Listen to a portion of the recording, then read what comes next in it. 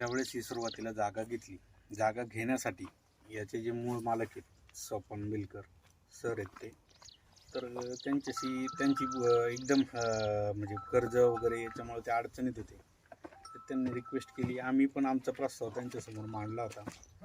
हा सगळा प्रस्ताव मांडल्याच्या नंतर ते आम्हाला ग्रामपंचायतसाठी आम्ही अर्ज दिला, रीतसर आम्ही अर्ज दिला, आमचा भाडेकरनामा दाखल केला. त्याच्यानुसार आम्हाला संपूर्ण कोरम पूर्ण करून आम्हाला ग्रामपंचायतने ठराव दिलेला आहे.